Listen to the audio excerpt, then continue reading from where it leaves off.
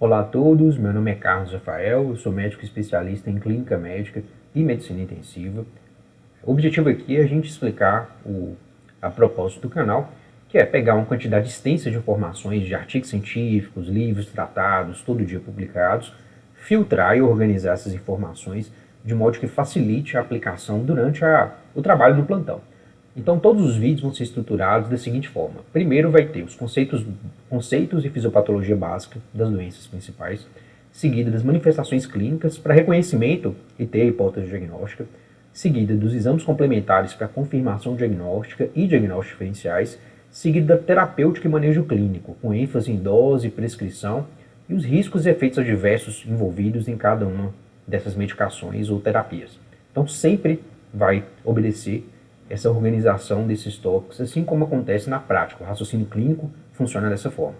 E aqui embaixo eu vou colocar a descrição de cada um desses tópicos na descrição do vídeo, de modo que vocês possam ter acesso diretamente para poupar o tempo de todo mundo, se quiser rever ou reassistir um tópico especificamente. Então vamos continuar. Depois da vinheta, a gente começa com o vídeo de hoje.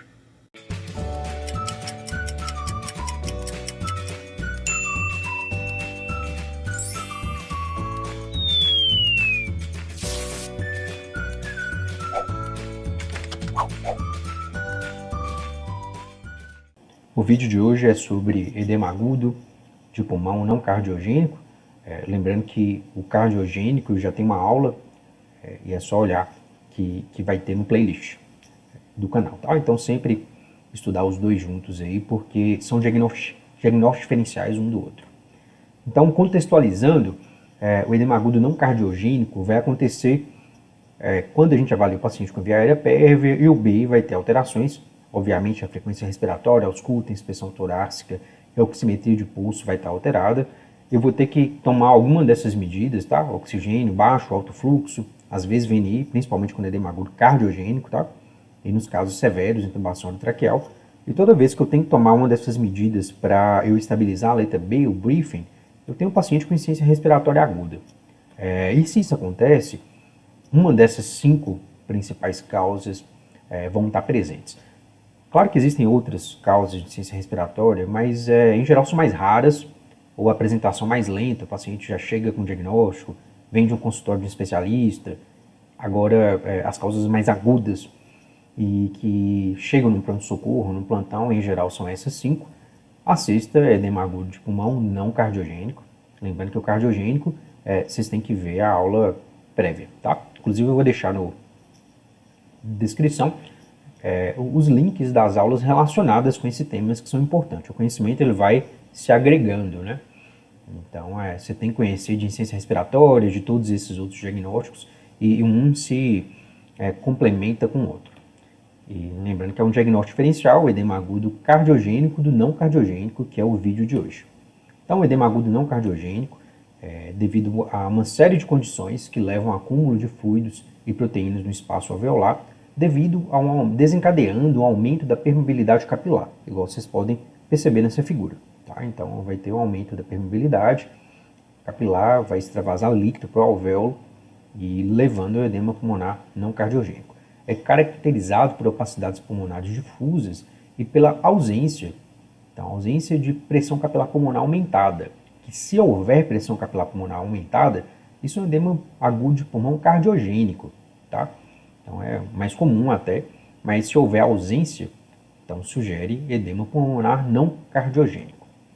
Então vai haver aqui tem o ventrículo direito, o leito vascular, vai para o pulmão. Se houver uma hipertensão nessa área, aumentando a pressão capilar, mas por uma hipertensão mesmo pulmonar, um quadro de disfunção cardíaca, então vai extravasar líquido aqui para no leito capilar para o alvéolo. Tá? Agora, se não houver, caracteriza o edema agudo não cardiogênico.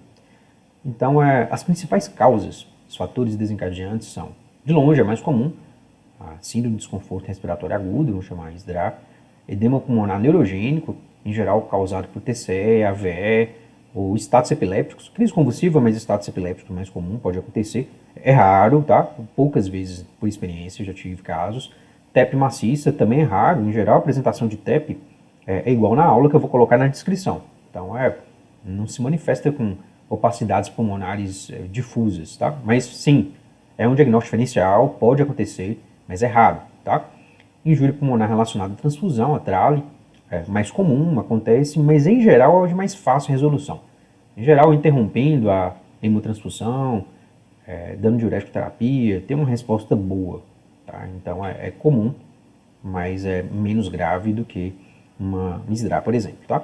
Infecções virais, né? Então hantavirose, que é raro, vi 1 ou 2 casos na vida, dengue hemorrágica, H1N1 e agora coronavírus, que é uma pandemia que não vejo a hora de acabar. Então, essas são as causas, lembrando que a ISDRA, de longe, é a causa mais comum e por isso a gente vai focar na descrição da ISDRA, tá bom? Então, as causas são sepse, pneumonia grave, broncoaspiração. Essas 3 aqui já tem aulas prévias, vou deixar na descrição aqui embaixo. Porque, lembrando, os conhecimentos se agregam, tá? Então, os temas se relacionam entre si. Então, dá uma assistida também no vídeo dessas 3, tá? Politraumatismo também é uma causa, grandes queimados e pancreatite aguda grave. E vão ter vídeos futuros que a gente vai discutir esses temas aqui. Então, tudo isso aqui são causas comuns da síndrome de desconforto respiratório agudo, a ISDRA, tá bom? Então, todo paciente em insuficiência respiratória que tem uma dessas doenças de base, vamos pensar nisso aqui, tá? Como diagnóstico, ou diagnóstico diferencial. A manifestação clínica é uma dispneia em repouso, em seguida o paciente evolui com esforço respiratório progressivo e tem opacidades pulmonares novas no raio-x ou melhor na tomografia. Ocorrem comumente 6 a 12 horas após o evento desencadeante, mas pode acontecer até uma semana.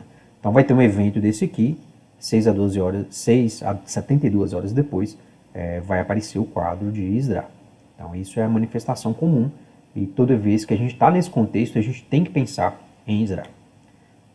O exame físico vai demonstrar um ataque cardíaco, um ataque pneu, um esforço respiratório, crepitações difusas e, nos casos mais graves, confusão mental com agitação psicomotora, diaforese e cianose.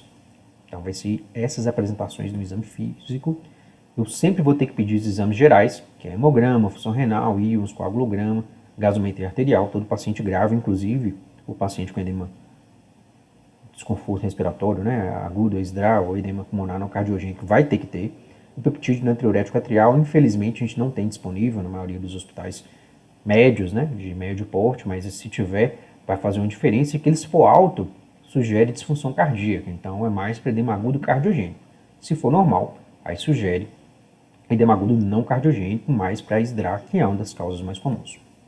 Eletrocardiograma de 12 derivações e eco transtorácico, a gente sempre pede para excluir disfunção cardíaca. Lembrando, se houver disfunção cardíaca, pressão capilar pulmonar alta, então sugere edema agudo cardiogênico, tá? Então esses exames são importantes para essa exclusão de disfunção cardíaca.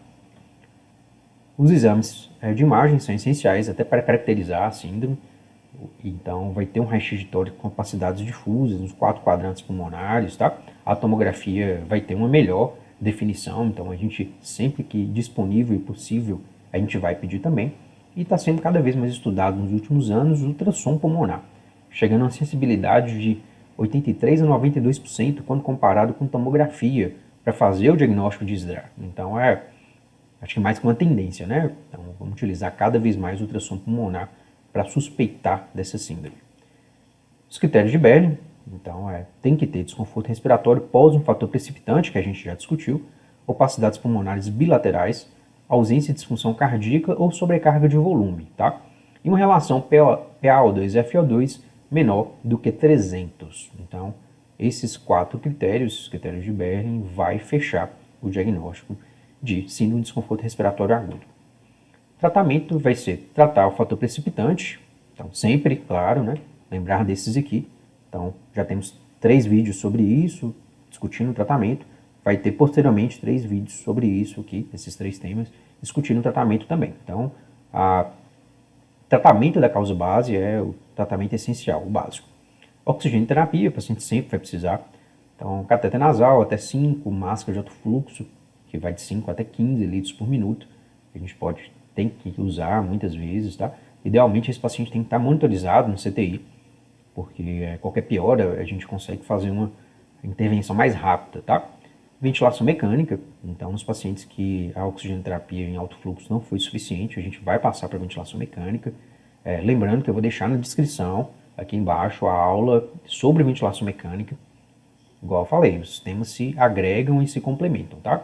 Então aqui eu só vou falar que a ventilação mecânica na SDRA é pressão ou volume controlado. A gente vai usar baixos volumes correntes. Em geral a gente começa com 6 ml por quilo de peso ideal, uma PIP terapêutica de 8 a 24. Quanto maior a FiO2 necessária, maior a PIP. Então o paciente que precisa de uma FiO2 de 100%, eu vou deixar uma PIP lá de 24. O paciente que precisa de uma FiO2 de 50%, 40%, eu posso deixar uma PIP de 8. A frequência respiratória pode chegar até 35, não é comum no adulto, em geral a gente deixa até 20, mas pode ser necessário chegar até 35 para manter um pH e um PCO2 em níveis aceitáveis, tá? Eu tenho que monitorar muito de perto a pressão de platô. Inclusive no vídeo sobre ventilação mecânica a gente discute sobre isso.